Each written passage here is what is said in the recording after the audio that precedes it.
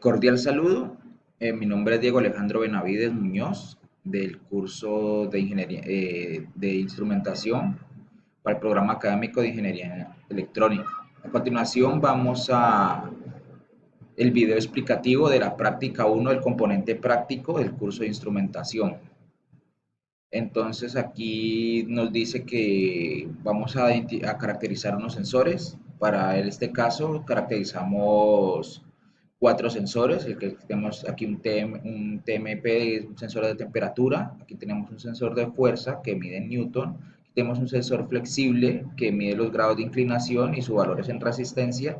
Y aquí tenemos una fotorresistencia, el cual su resistencia varía dependiendo de la incidencia de la luz. Entonces aquí lo hemos caracterizado, lo hemos simulado en el programa Tinkercad.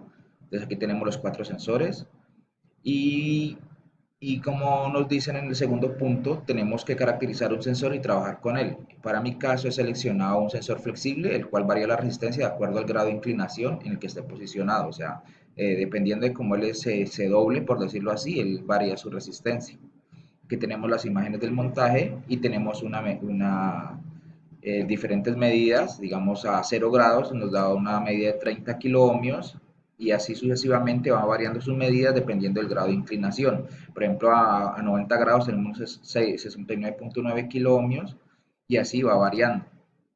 Al final de esto nos solicita que hagamos una gráfica comparativa dependiendo de los grados y la resistencia en ohmios y como nos ve aquí, tenemos una curva que es de tipo ascendente, o sea que es algo lineal, porque a medida que se va aumentando los grados de inclinación, pues la resistencia también va aumentando. Entonces aquí como dice que en la gráfica tiene un comportamiento ascendente respecto a la resistencia del sensor, ya que aumentar el número de grados, la resistencia aumenta, tiene un comportamiento lineal. A continuación también vamos a trabajar con un sensor de temperatura, un TMP. Entonces dice que el cual presenta una variación en el voltaje de salida respecto a la temperatura. Este sensor es diferente ya que dependiendo al aumentar la temperatura, el voltaje de salida que arroja el sensor va aumentando. Tenemos que alimentarlo con una fuente de 5 voltios y aquí tenemos, digamos, sus entradas y por aquí tenemos sus salidas, el cual las estamos midiendo con este multímetro. También realizamos varias medidas, por ejemplo aquí que dice que a 2 grados es 529 milivoltios y así va aumentando. Por ejemplo, acá a 49 grados ya tiene 999 milivoltios, o sea, casi un voltio.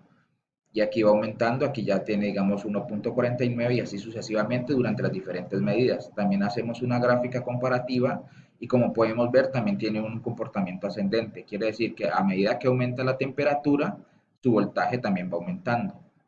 Aquí tenemos el análisis de la gráfica. Y a continuación, para este punto, vamos a desarrollar lo que es un puente de Wheaton, que el puente de Wheaton es un circuito que nos sirve para equilibrar, para hallar resistencias desconocidas y sabemos que trabaja bien cuando se equilibra a cero. Para este caso, trabajaremos con una fotorresistencia que a 0% de luz varía la intensidad y al máximo tenga un gráfico de intensidad de la luz de salida.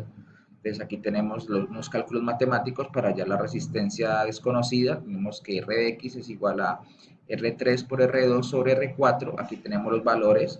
Dice que el sensor de fuerza es igual a R4, que es igual a 100 megaohmios. Tenemos Rx, la desconocida, R2 de 100K y R3 de 100 megas. Realizamos estos cálculos cuando el sensor de fuerza vale de 0 newton, o sea, no tiene una resistencia de 100.000, o sea, de 1 mega. Aquí hacemos los cálculos para hallar los voltajes de salida y decimos que cuando esté en perfecto equilibrio, cuando el sensor de Newton está a cero y hacemos los cálculos, decimos que el circuito está en equilibrio.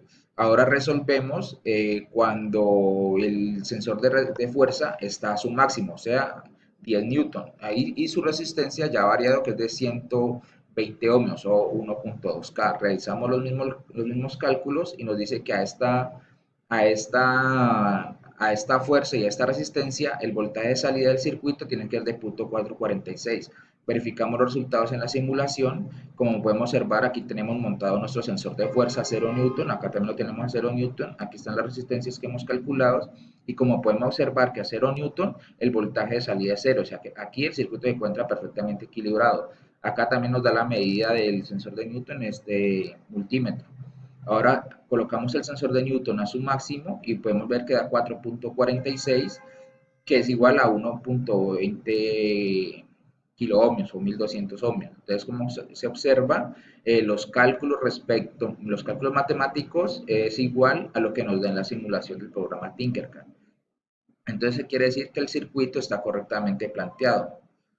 Aquí tenemos diferentes medidas, también con el mismo circuito del puente de Wheatstone, y vamos a obtener una gráfica que es de tipo ascendente. También lo mismo, que quiere decir que a medida que aumenta la fuerza, pues los voltios van aumentando. Ahora vamos a a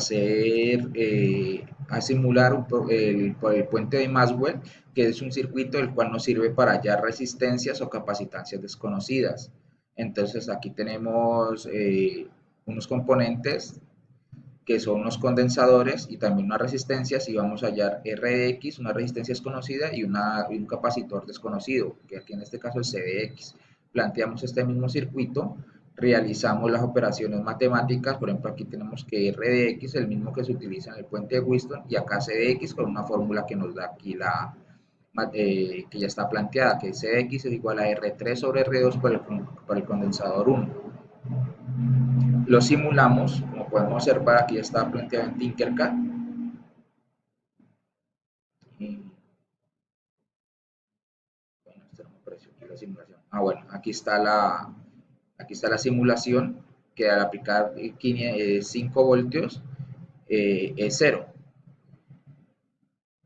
Aquí tenemos los valores de cada una de las resistencias. Por ejemplo, en este caso aquí tenemos una que fue de 100 ohmios. Acá aquí el capacitor RDX que lo hallamos que fue de 250 microfaradios.